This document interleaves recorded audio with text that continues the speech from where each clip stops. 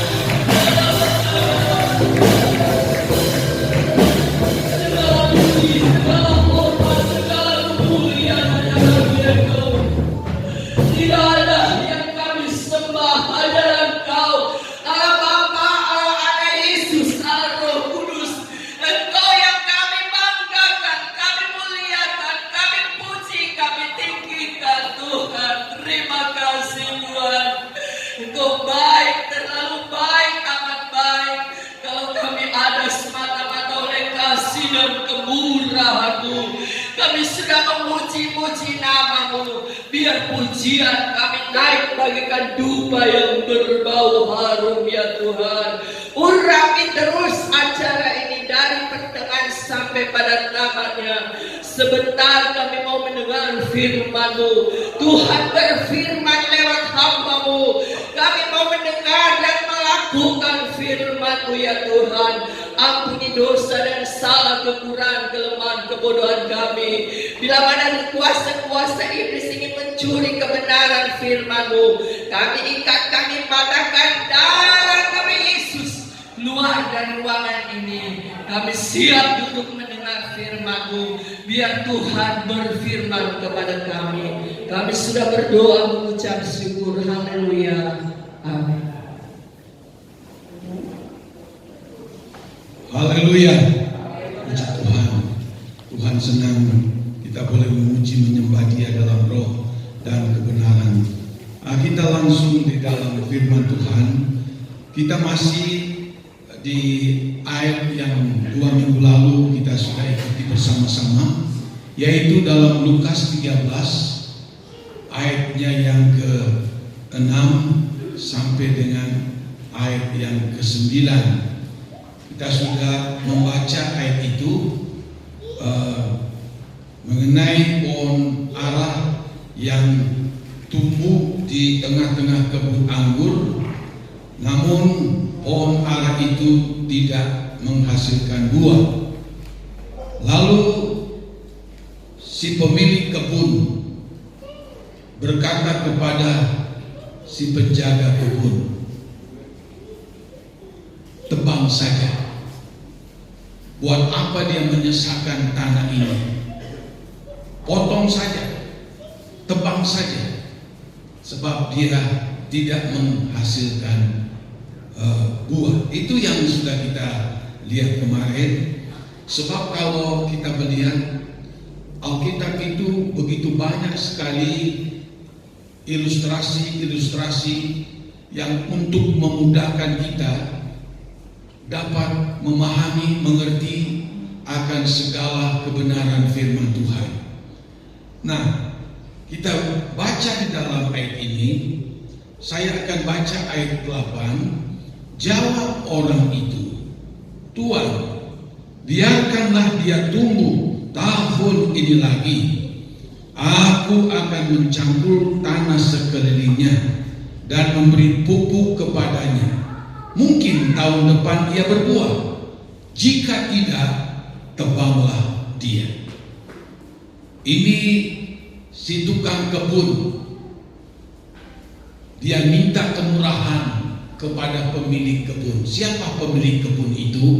Itulah Tuhan kita. Siapakah tukang kebun? Itu kami sebagai hamba-hamba Tuhan. Itu yang kita sudah ikuti kemarin. Tugas kami berdoa syafaat untuk jemaat kepada Tuhan, agar supaya jemaat Tuhan bertumbuh, berbuah, dan kita diselamatkan. Kami baru pulang Rebo. Sebetulnya fisik saya tidak begitu fit karena berdoa terus di sana, tidak tidur. Tidur mungkin tidur ayam. Kenapa kami berdoa? Bukan kami berdoa supaya kami kaya, tapi kami berdoa buat jemaat. Pertama, biar bertumbuh, berbuah-buah, jadi dewasa, sehingga waktu Tuhan datang kita semua terangkat. Itu tugas kami sebagai hamba Tuhan. Dan berdoa kepada Tuhan, berdoa syafaat Tuhan, tolong umat-umat-Mu supaya tidak satu pun yang tidak akan diselamatkan. Itu tugas kami. Nah, saudara-saudara, lalu jawab orang itu, Tuhan, biarkanlah dia tumbuh tahun ini lagi. Dia mohon, dia minta. Lalu dikatakan, aku akan mencangkul tanah sekelilingnya. Saya mencari beberapa pengertian di dalam ayat ini. Ada 7 atau 8 terjemahan. Dan saya dapati ada 3-4 terjemahan di dalam ayat ini yang berkata bahwa aku akan menggali tanah sekelilingnya. Tapi dalam ayat ini, dalam terjemahan yang kita bawa ini, aku akan mencangkul. Ya, memang memakai cangkul untuk menggali. Tapi yang lebih lebih kita mengerti lagi, ada 3-4 terjemahan yang mengatakan bukan mencangkul saja, tapi dia menggali. Lalu saya kaitkan dengan beberapa tahun yang lalu kami mengadakan pertemuan seminar di Batu, Malang, Jawa Timur. Di salah satu resort agrowisata di situ, ada hotel dan villa-villa. 3 hari kami berada di situ. Yang mempunyai itu anak Tuhan dari Malang. Selain itu, dia mempunyai perkebunan apel yang cukup besar dan buahnya luar biasa, banyak dan juga sangat manis, yaitu apel mana lagi. Ya, mungkin saudara kalau ke Batu Malang ada berapa macam apel, tapi yang paling saya suka apel mana lagi, karena enak, ada manisnya tapi ada asam sedikit, dan itu memang salah satu apel yang favorit dari banyak orang. Lalu sebelum bubar hari ketiga, si pemilik kebun apel ini dia memberitahukan, saudara-saudara, nanti selesai session ini dipersilakan saudara-saudara mendatangi kebun apel. Dari acara itu jalan kaki mungkin 100 meter. Waduh, besar sekali dia punya perkebunan. Boleh makan sepuasnya, tapi jangan dibawa. Itu persyaratannya. Jadi kami semua turun ke situ, lalu melihat perkebunan apel dan makan sepuasnya. Karena apel mana lagi itu kulitnya juga tidak begitu tebal, bisa langsung dimakan. Yang menarik saya melihat perkebunan itu begitu terawat, begitu baik, buahnya banyak, dan begitu sangat subur. Dari yang ada di daerah situ, wah ini jauh lebih subur dan lebih banyak berbuah. kami memasuki tempat itu, ada sebagian, mungkin separuh lebih dari perkebunan itu, saya lihat bahwa ada orang yang menggali di sekeliling dari pohon apel tersebut. Jadi kalau ini adalah pohon apel, lalu di sekelilingnya mungkin 1,5 meter di sekeliling daripada pohon apel itu digali. Mungkin perkiraan saya mungkin 40 cm lebarnya, sekeliling digali. Lalu ditaruh pupuk. Di batu itu ada begitu banyak penghasil susu sapi perah. Jadi pupuk dari kandang sapi ini yang sudah jadi humus itu dimasukkan ke dalam lubang-lubang yang sudah digali. Dimasukkan di situ. Oh, begini caranya. Sehingga pohon apel ini dia menghasilkan buah yang banyak dan juga subur. Jadi orang yang bekerja di situ, mereka menggali sekeliling itu. Berarti kalau digali, saya lihat bukan cuma mungkin segini tingginya, tidak, agak dalam, mungkin 40 cm atau kurang lebih seperti itu. Lalu mereka masukkan pupuk di sekeliling itu. Nah, jadi inilah kata si pekerja di situ, kenapa kebun apel ini begitu banyak buah dan subur. Ini teknik daripada membuat apel itu bisa menghasilkan hasil yang baik. Digali.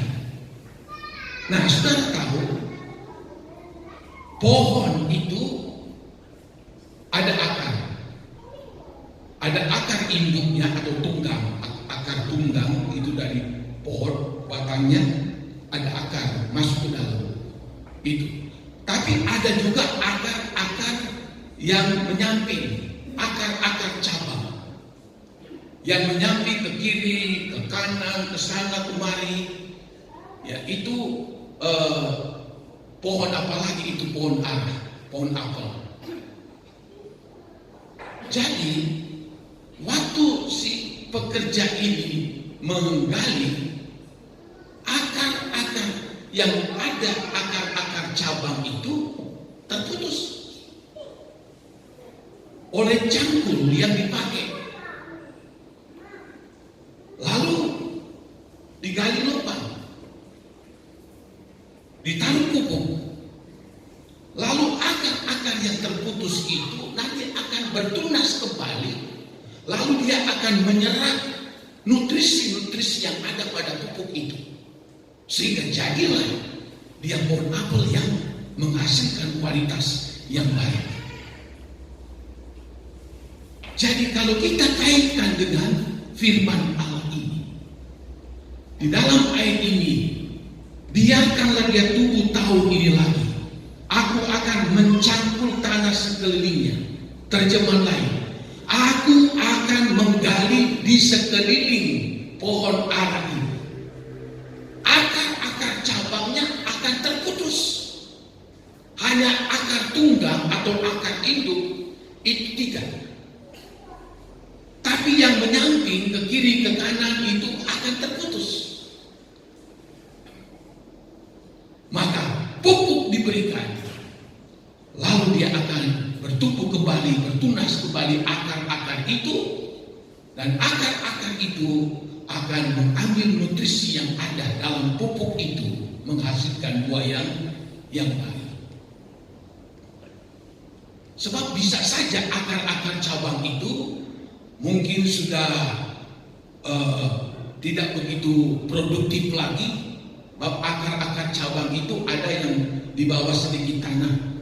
Mungkin dia bisa membentur tanah keras atau batu, sehingga dia tidak berfungsi dengan baik. sehingga dia tidak dapat mensuplai nutrisi kepada pohon itu. Lalu tekniknya digali, diputuskan, dan akar-akar yang akan muncul itu menjadi akar-akar yang produktif, akar-akar yang begitu bagus untuk menghisap nutrisi yang ada pada tanah itu. Nah, saudara-saudara, begitu juga di dalam kehidupan kita sebagai orang yang percaya kepada Tuhan, yang Tuhan tuntut bagi kita bukan hanya sekedar masuk gereja, bukan hanya sekedar berbakti memuji menyembah Tuhan, tetapi Tuhan sangat menginginkan kita untuk mengeluarkan buah-buah yang baik. Kita persembahkan kepada Tuhan. Waktu Tuhan datang atau waktu kita mati, kita tidak membawa harta yang kita kumpulkan. Kita tidak membawa emas perak. Semuanya akan tertinggal. Tapi yang akan kita bawa itu buah-buah rohani yang akan kita persembahkan kepada Tuhan. Buah-buah rohani itulah yang akan menentukan kita selamat masuk surga atau tidak. Mumpung kita masih sehat, masih kuat, ini kesempatan bagi kita untuk menghasilkan buah-buah rohani, buah-buah pertobatan, buah-buah pelayanan, buah-buah Roh Kudus harus ada terus di dalam kehidupan saya dan saudara-saudara. Sebab ini harga mati, tidak bisa tidak. Harus kita keluarkan buah. Tuhan Yesus katakan di Injil Matius, Injil Lukas, Yohanes, pohon dan cabangnya yang tidak mengeluarkan buah, dia akan ditebang, lalu dibuang ke dalam api yang bernyala-nyala. Jadi apa yang kita lihat di sini? Digali pohon kehidupan kita, kemungkinan tidak menghasilkan buah yang baik. Pohon kehidupan kita mungkin sudah lama kita ikut Tuhan, tapi tidak dapat menghasilkan buah yang menyenangkan hati daripada Tuhan. Disebabkan apa? Karena mungkin ada akar-akar yang tidak mampu mengambil nutrisi yang ada di dalam. Pupuk sebaik apapun, akarnya jelek, maka tidak akan menghasilkan apa-apa. Nah, saudara-saudara, dalam kehidupan kita manusia, seringkali ada akar-akar yang menghambat untuk kita tidak menghasilkan buah yang menyenangkan hati Tuhan. Di dalam kitab Titus pasalnya yang pertama, di situ ada akar kenajisan. Ayat 15, bagi orang suci semuanya suci, tetapi bagi orang najis dan bagi orang tidak beriman, satu pun tidak ada yang suci, karena baik akal maupun suara hati mereka najis. Mereka mengaku mengenal Allah, tapi tidak dengan perbuatan mereka menyangkal Dia. Mereka keji dan durhaka dan tidak sanggup berbuat sesuatu yang baik. Kita simpulkan dalam ayatnya yang ke-15-16 ini, itu akar kenajisan. Akar kenajisan ini, kalau ada dalam kehidupan orang Kristen, kapanpun dia, dimanapun dia, sampai kapanpun, dia tidak akan menghasilkan buah yang baik. Dalam Titus 1 ayat 15 dan 16 ini, itu berbicara tentang orang Kristen. Mungkin dia orang Kristen, mungkin dia beribadah, tetapi kenajisan sudah begitu kuat mengakar di dalam kehidupannya. Apa itu arti kenajisan? Kenajisan itu adalah berbicara tentang perzinahan, itu berbicara tentang percabulan, berbicara tentang hal-hal yang sifatnya najis. Dan Dan itu melanda dunia saat ini. Alkitab sudah memberitahu di dalam Lukas 17, apa yang terjadi pada zaman Nuh akan terjadi juga pada hari nanti kedatangan Yesus. Alkitab mengatakan zaman Nuh orang tidak lagi menghargai pernikahan. Mereka kawin dan mengawinkan siapa yang mereka mau. Ini yang terjadi pada akhir zaman ini. Tuhan Yesus katakan apa yang terjadi pada zaman Lut itu pun akan terjadi juga menjelang Tuhan Yesus datang pada kali yang kedua. Sama lagi, dosa percabulan, dosa kenajisan, dosa perzinahan, dan dosa-dosa yang menjijikkan hati dari Tuhan. Dan ini saudara-saudara merambat sampai kepada orang-orang Kristen. Dia Kristen, dia ikut Tuhan, tetapi dia sulit melepaskan roh kenajisan karena sudah mengakar di dalam dirinya. Ini sangat berbahaya. 1000 tahun kita datang ke gereja, tapi kalau kita sudah hidup dalam akar kenajisan, tidak akan pernah kita berbuat untuk Tuhan. Itu penghalang yang luar biasa.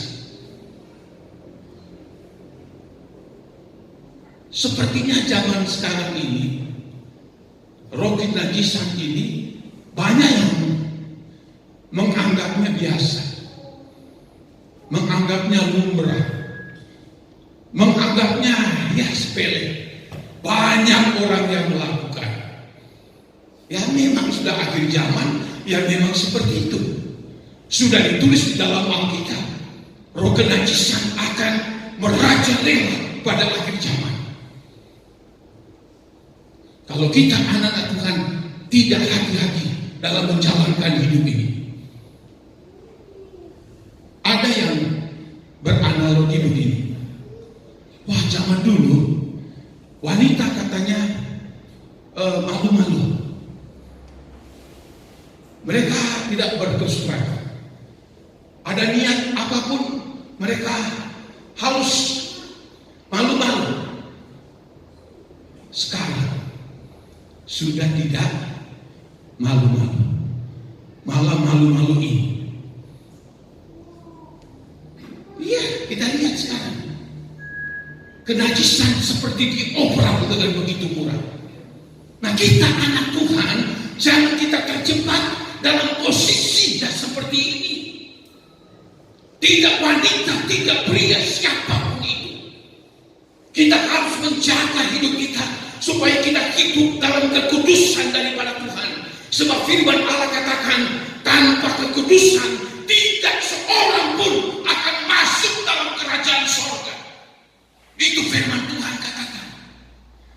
Kita sedang berhadapan dengan dunia yang penuh dengan kenajisan dan kenajisan. Dimanapun kita pergi, dimanapun kita berada. Bahkan orang tua pun sekarang punya anak-anak remaja, anak gadis, apapun itu sangat takut dengan roh ini yang merajalela, yang bisa merusak akan hidupnya dan masa depannya. Dan roh ini dia itu tidak pandang bulu, siapapun itu, orang awamkah, jemaatkah, ibu-ibukah, pelayan Tuhankah, hamba Tuhankah, tidak peduli. Kita lihat banyak sekali kejatuhan. Rumah tangga hancur berantakan oleh sebab roh ini, roh kenajisan ini. Memang Yesus sudah memberitahu menjelang datangnya dia kedua kali, roh ini akan merajalela, merusak tatanan hidup orang Kristen, dan tidak akan pernah menghasilkan buah kalau kita sudah berakar di dalam roh kenajisan ini. Dipuji Tuhan, ada kabar baik pada pagi hari ini. saya dipakai oleh Tuhan untuk menyampaikan kebenaran, kita rela diputuskan akar kenajisan itu. Amin. Kalau saudara berdoa, jangan diputusin, kasihan. Mau habis putus dicangkul di lubangnya, di akarnya diputuskan, ya aduh sakit. Sebab karena pikir dia sudah enak menikmati. Waktu diputus, aduh jangan. Kalau tidak diputuskan, dia akan terus menuju kepada neraka. Pilihannya neraka atau surga. Kalau kita ingin surga, kita rela diputuskan. Ada cangkul firman Tuhan, Roh Kudus yang akan mencangkul kehidupan pribadi kita. Mungkin sudah mulai berakar ini roh kenajisan ini, maka dia dicangkul, akarnya dipotong. Kalau kita berkata terima kasih Tuhan, aku rela, karena aku tahu hidup di dunia cuma sementara. Ada satu hidup yang abadi yang Tuhan sediakan bagi orang percaya. Itulah kerajaan surga yang kekal sampai selama-lamanya. Haleluya.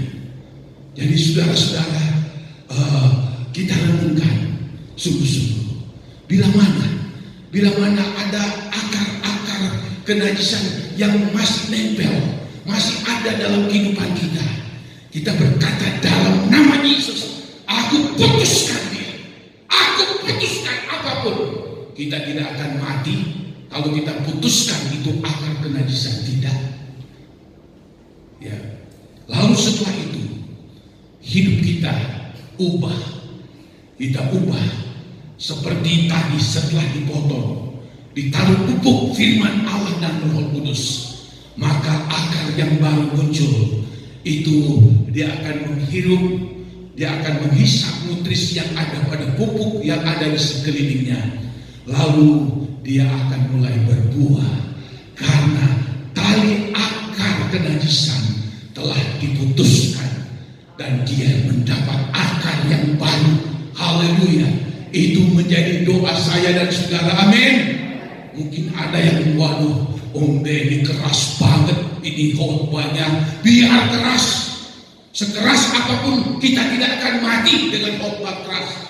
Tapi khotbah yang keras berdasarkan firman Allah akan mengikis semua segala dosa-dosa kejahatan kita. Hidup kita cuma sementara di dalam dunia. Kesenangan dunia terbatas. Nah saudara-saudara, sedangkan yang menanti kita apakah neraka atau surga. Tapi kalau kita dengan nekat, dengan niat, dengan iman yang kuat, berpikir pun jangan, kita putuskan ini akar kenajisan ini, dan kita mau hidup dekat dengan Tuhan. Firman dan Roh Kudus bagaikan pupuk yang akan membuat kita bertumbuh dewasa, jadi kuat dan berbuah-buah di dalam Tuhan. Amin. Haleluya. Lalu ada lagi akar yang begitu sangat kuat mencengkeram kehidupan kita manusia. Bahkan tidak terkecuali kita sebagai orang Kristen, anak Tuhan. Apa itu? Kesombongan. Kesombongan itu mengakar. Orang kalau sudah memiliki roh kesombongan ini, maka dia bisa mengakar dan terus mengakar sampai begitu kuat dan sulit sekali untuk bisa diputuskan, karena sudah jadi sifat, sudah jadi karakter dari seseorang, karena dia memiliki roh kesombongan. Mungkin ada yang berkata, wah saya mah tidak sombong, saya mah orang rendah hati, saya tidak. Tapi kalau kita lihat saudara, ada ciri-cirinya orang yang memiliki kesombongan. Ya, yaitu kalau kita lihat, kalau kita mencuri kemuliaan Tuhan, kita menganggap kita ini adalah orang yang hebat, kita menganggap kita orang yang berbakat, kita menganggap kita adalah orang yang memiliki talenta. lalu mencuri kemuliaan Tuhan. Pada waktu kita dipakai Tuhan, kita anggap itu kata kita, karena kita bisa. Itu namanya mencuri kemuliaan Tuhan. Itu sudah kategori orang yang sombong rohani. Suka sinis sama orang, sinis aja. Dia merasa dialah yang paling baik, dialah yang paling nomor satu dalam kehidupan ini.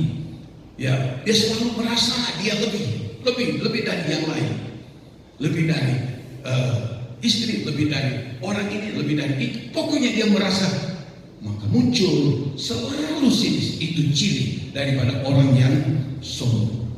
Berikutnya, ciri orang sombong itu selalu mengeritik, suka mengeritik. Kalau mengeritik yang baik, tidak apa-apa.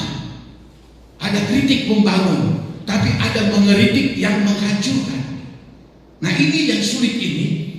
Kalau dia ada roh mengeritik, tidak bisa lihat sedikit kritik, tidak bisa sedikit mengeritik. Itu namanya roh. Dia pikir bahwa dia yang paling baik dan sebagainya. Nah, dan selalu merasa iri, tidak bisa melihat orang lain lebih baik, lebih beruntung, lebih diberkati, lebih kaya. Muncul rasa iri. Itu bentuk-bentuk orang yang sombong. Ya, berikutnya keras hati, yaitu sulit sekali untuk ditegur, dinasihati dengan cara apapun. Meskipun firman Allah memberikan nasihat sekalipun, tidak, tetap dia keras hati, tidak mempan dengan nasihat apapun, tetap keras hati. Dia punya prinsip-prinsip yang keliru karena keras hati. Dan sehebat apapun orang Kristen tersebut, kalau dia keras hati, sulit. Tuhan Yesus saja dia berkata, belajarlah kepadaku, aku orang yang rendah hati dan lemah lembut. Dalam kitab Yakobus berkata begini, dengarkanlah firman Allah, terimalah firman Allah itu dengan hati yang lemah lembut. Nah, jadi firman Allah, kalau orang sudah keras hati, keras firman Allah, apalagi. Jadi kita lihat ciri-ciri orang yang sombong, keras hati, selalu iri, dan punya roh yang sulit diajar. Dia pikir dia adalah benar. Selalu dia merasa, saya yang paling benar. Ya, sebaik apapun ajaran firman Allah yang disampaikan, tapi masuk telinga kiri, keluar di telinga kanan. Karena apa? Sulit diajar. Ini ciri-ciri orang yang sombong. Lalu apa lagi? Ya, tidak loyal. Apalagi egonya terlalu tinggi.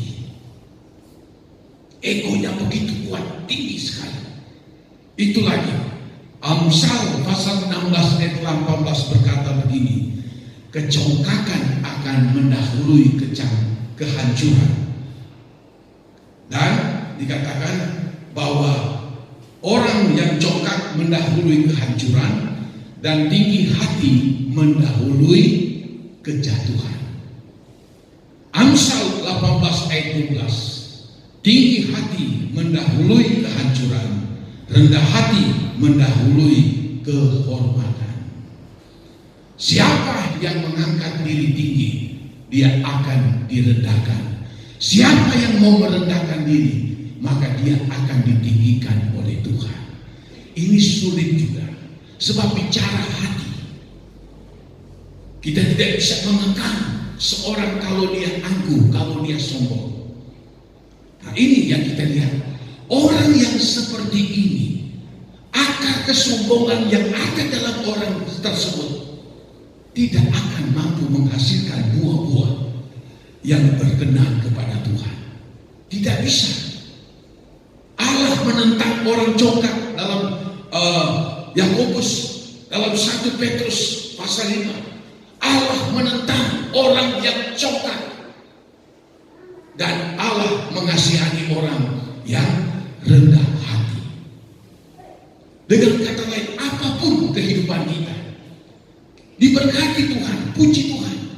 diberikan hikmat dan kepintaran, puji Tuhan. Diberikan harta, kekayaan, puji Tuhan.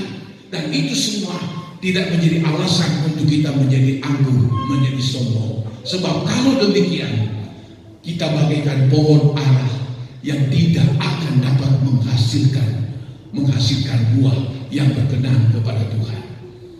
Lalu ada lagi apa yang namanya Ibrani pasal 12 ayatnya yang ke-15. Itu firman Allah katakan begini. Ibrani 12 ayat 15. Jagalah supaya jangan ada seorang pun menjauhkan diri dari kasih karunia Allah, agar jangan tumbuh akar yang pahit, yang menimbulkan kerusuhan dan yang mencemarkan banyak orang.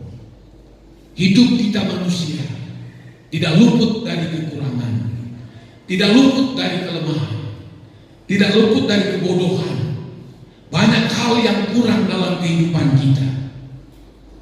Dan seringkali oleh karena keterbatasan kita dalam menjalani hidup ini, seringkali kita mungkin ada salah kepada orang lain. Orang lain mungkin juga melihat kita ada salah. Memang itu sudah lumrah dalam kehidupan ini. Istri, suami, keluarga, ibu-ibu, bapak-bapak, semua kita tidak terkecuali. Kita hidup di tengah dunia yang bukan firdaus. Kita hidup di tengah dunia yang penuh dengan masalah. Bisa saja kita mungkin berbuat salah, melakukan suatu tindakan yang bodoh, lalu orang marah sama kita. Orang tidak suka dengan kita. Bahkan lebih daripada itu, mungkin dia akan benci sama kita. Sebab ada tingkatannya, marah dulu. Makanya di dalam Efesus berkata begini, kalau engkau marah boleh, tapi jangan simpan kemarahanmu sampai matahari masuk. Kenapa? Kalau kita tidak damai, maka kemarahan itu akan berpindah menjadi apa? Dendam. Kalau dendam itu tidak bisa dipadamkan, dia akan pindah lagi menjadi apa? Akar pahit, kebencian. Kebencian lalu akar pahit. Nah ini yang sulit. Sebab orang yang ada akar pahit akan menimbulkan kerusuhan dan yang mencemarkan banyak orang. Kenapa banyak rusuh? Banyak kecemaran terjadi. Ini diakibatkan karena akar kepahitan. Kita terus berdoa sama Tuhan. Engkau boleh marah kepada siapapun. Mungkin engkau tidak suka, ada rasa benci. Tapi kita berdoa sama Tuhan. Tuhan, jangan sampai ini akan menjadi dendam. Jangan sampai ini terus dalam kebencian, lalu akan meningkat sampai kepada akar pahit. Di dunia ini begitu banyak orang Kristen maupun yang bukan Kristen. Masalah ini terjadi di mana-mana. Akar pahit. Nah, kalau sudah menjadi akar pahit, ini akan sulit. Tidak akan bisa menghasilkan buah yang menyenangkan hati Tuhan. Dia selalu terganjel. Di dalam kitab Bilangan Ulangan, di situ dikatakan, jangan sampai ada akar ibu di dalam dirimu. Jangan sampai ada akar yang beracun di dalam hidupmu. Itu ada di Alkitab. Akar ibu itu apa? Sesuatu yang pahit dan akar beracun. Ini sangat berbahaya. Kita boleh marah, kita boleh tidak suka dengan siapa, tapi jangan sampai itu akan naik kepada kedendaman, kebencian, lalu menjadi akar pahit. Nah, jangan pelihara yang namanya akar pahit. Ini saya suami istri selalu menjaga hal ini. Jangan sampai muncul akar pahit, akar kebencian. Nah, dan kalau kita memiliki akar yang positif ini, maka itu akan anak-anak Tuhan yang berhasil. Akar baik, akar kesombongan yang mungkin ada dalam kehidupan manusia, termasuk saya dan saudara, kita relakan untuk dicangkul, dipotong. Kalau kita tidak rela, itu akan terus berkecamuk dalam hidupmu sampai mati. Tapi kalau kita rela, Tuhan izinkan saya hari ini sudah dengar firman Allah. Saya memang akui saya ada akar kesombongan, sulit sekali untuk dicabut. Saya suka memiliki akar baik, tapi sekarang saya dengar firman Allah. Tuhan cangkul saya, gali saya, akar-akar ini bisa diputuskan ya Tuhan. Dan kita memiliki akar yang baru, akar yang menghasilkan buah-buah yang menyenangkan hati daripada Tuhan. Lalu ada akar lagi yang ketiga, yang keempat, saudara. Dalam 1 Timotius pasal 6 ayatnya yang ke-10 berkata demikian. Karena akar segala kejahatan ialah cinta uang. Sebab oleh memburu uanglah beberapa orang telah menyimpang dari iman dan menyiksa dirinya dengan berbagai-bagai duka. Yang keempat, akar cinta akan uang. Dalam terjemahan lama berkata, tamak akan uang. Di situ dikatakan tamak akan uang itu adalah akar dari segala kejahatan. Kita boleh cari uang sebanyak-banyak pun, itu tidak salah. Wajib bagi kita untuk kehidupan kita selama kita ada di dalam dunia ini. Tetapi menjadi cinta akan uang atau tamak akan uang, Alkitab katakan ini akan menjadi akar dari segala kejahatan. Akar dari banyak-banyak kejahatan akan muncul oleh sebab karena apa? Ketamakan ini, cinta akan uang ini. Di dalam Alkitab Tuhan menentang sekali bagaimana melarang sangat kita sebagai umat Tuhan, jangan sampai kita ini kena dengan yang namanya mencintai uang atau tamak akan uang.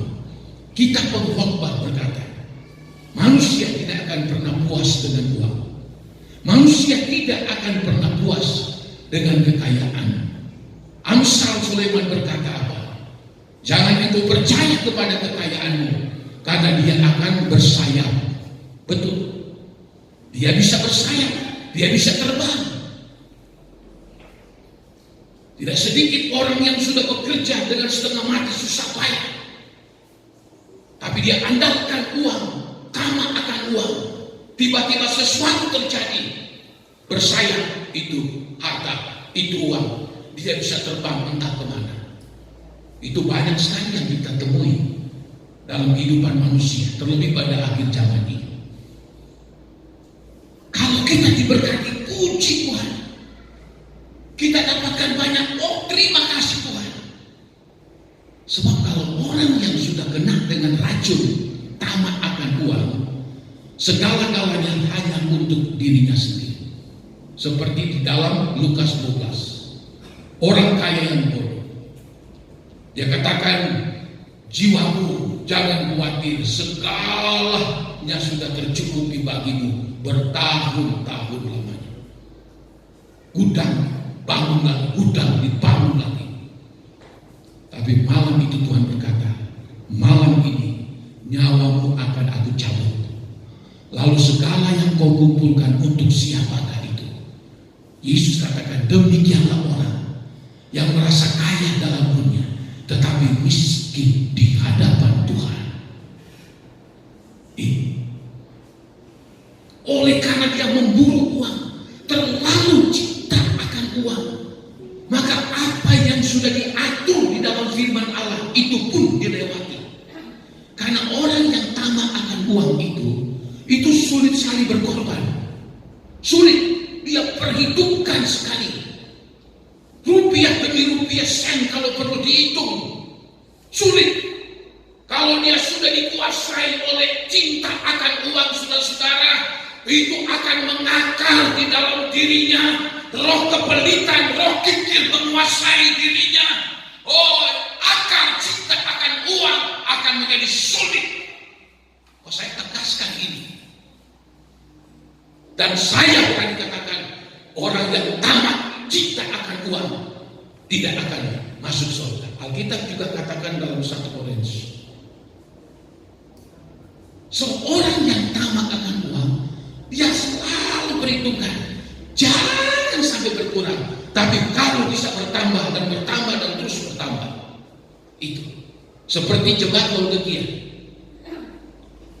Tuhan katakan, kamu berkata kamu kaya, dan saudara baca di dalam Wahyu 3, kamu telah memperkayakan dirimu.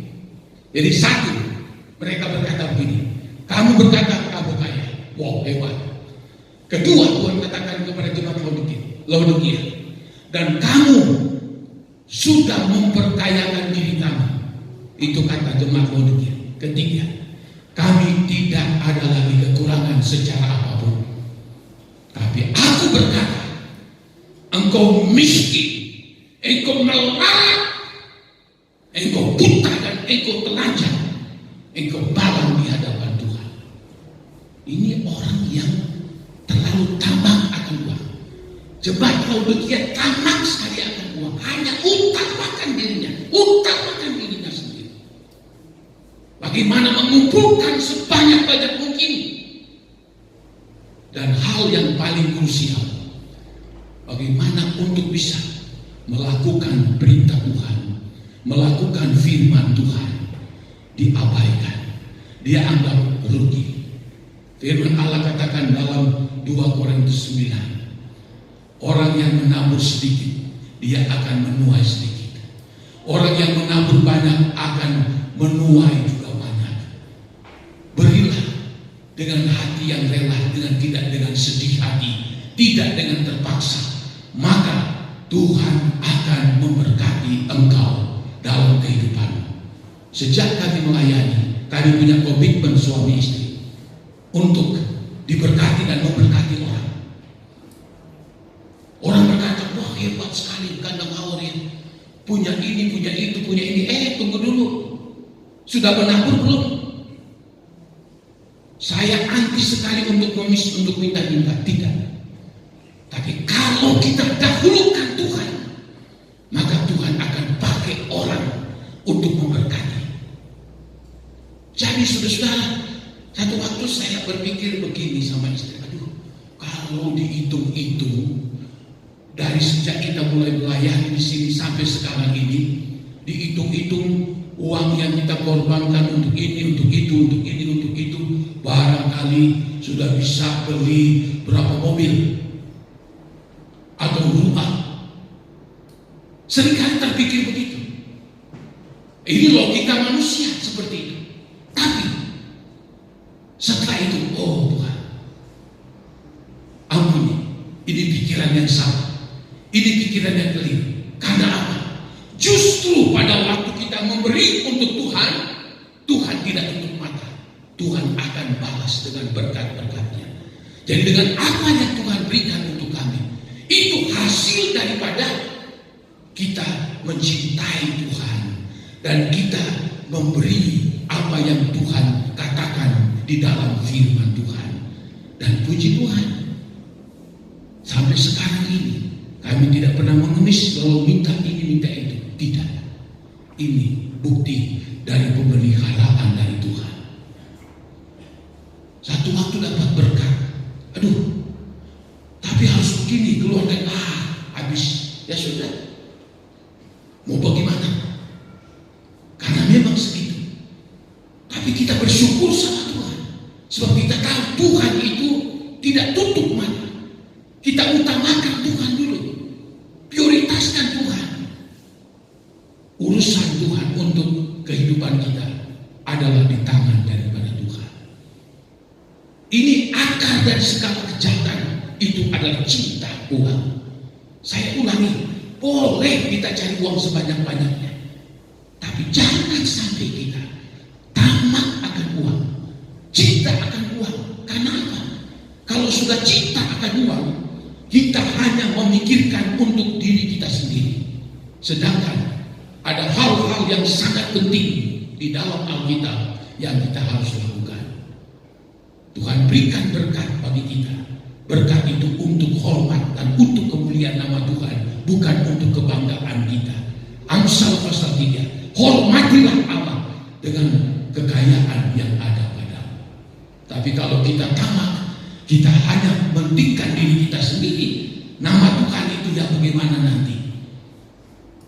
Saya bersyukur saudara jemaat di sini.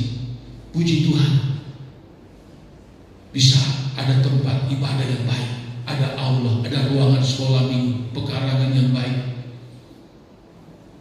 Itu semua karena apa? Jemaat tidak tamak akan uang. Jemaat itu benar-benar mengasihi akan Tuhan.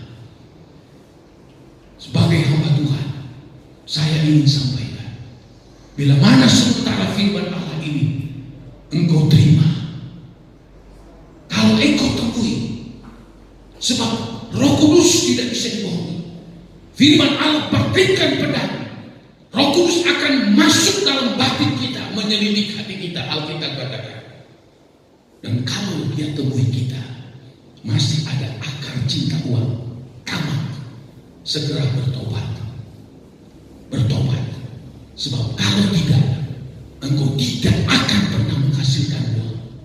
Tidak akan pernah hasilkan uang sampai kapanpun.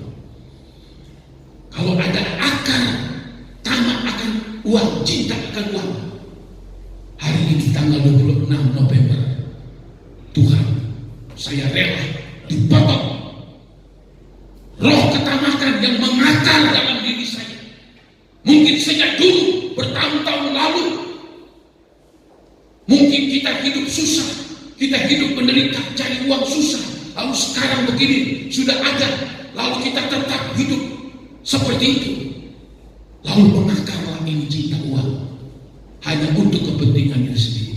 Itu salah, itu tidak baik di hadapan Tuhan. Ada orang berasumsi dan berkata, wah kalau saya dulu susah, saya ini menderita sekali, kalau saya ini tidak bisa mendapatkan uang, saya tidak akan menjadi seperti ini. Iya, betul. Lalu jangan prinsip ini dijadikan suatu argumen kita bahwa sudah ini prinsip saya. Itu adalah akar ketamakan. Harus diputuskan supaya engkau akan menghasilkan buah di hadapan Tuhan.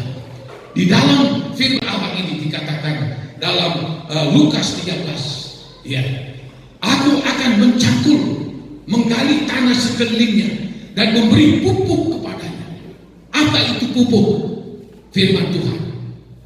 Firman Allah bagaikan pedang yang bermata dua. Apalagi Roh Kudus. Roh Kudus akan menyirami hati kita sehingga yang keras, sehingga yang penuh dengan kenajisan, penuh kesombongan, dengan akar baik, firman Allah dan Roh Kudus, dia akan menjamah hati kita. Akar-akar ini akan lepas dari kehidupan kita. Lalu dikatakan di dalam ayat ini, mungkin tahun depan ia berbuah, jika tidak, tebanglah ia. Waktu bukan punya kita, umur bukan punya kita, itu punya dari Tuhan. Dikatakan si tukang kebun, Tuhan, biarkan setahun, aku akan gali, aku akan tanam pupuk. Tapi kalau dalam 1 tahun sudah dikasih, sudah digali dan sudah dikasih pupuk, tapi kalau dia tidak mau berbuah, wis tebang baik, wis putuskan nyawanya. Oh, bahaya sekali kalau begini. Ya, jangan sampai kita belum berbuah sudah ditumbangkan. Jangan kita tunggu, oh nanti minggu depan, nanti bulan depan saya akan berbuah, nanti tahun depan saya berbuah. Oh, dan saya akan berbuah kalau anak saya sudah besar. Saya akan berbuah kalau anak saya sudah menikah. Saya akan berbuah kalau segalanya sudah nyaman. Stop! Umur bukan di tangan kita, itu ada di tangan Tuhan. Sebab berurusan bukan dengan manusia, berurusan dengan yang mempunyai kebun. Itulah Tuhan kita. Kalau sudah waktunya dia katakan tebang, mau apa? Kita pakai dokter, pergi ke luar negeri dengan biaya banyak.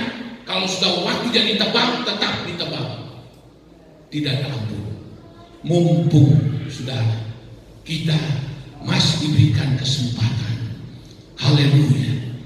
Tukang kebun katakan, Tuhan, aku akan gali dulu, lalu aku akan beri pupuk. Tunggulah dalam setahun. Kalau dia menghasilkan, tentu tidak akan ditumpangkan. Tapi kalau tidak, engkau tumpangkan saja. Jangan sampai hal ini terjadi. Saya khawatir banyak orang Kristen tidak menghasilkan buah sampai pada waktunya Tuhan tumpangkannya. Mau apa? Buah-buah pertobatan, buah-buah pelayanan, buah-buah Roh Kudus, itu yang akan kita bawa menghadap Tuhan nanti. Kalau Tuhan lihat engkau tidak punya buah pertobatan, tidak ada buah pelayanan, tidak ada buah Roh Kudus, enyahlah engkau, tidak akan bisa masuk dalam kerajaan surga. Tuhan memberkati kita masuk di dalam doa. Haleluya.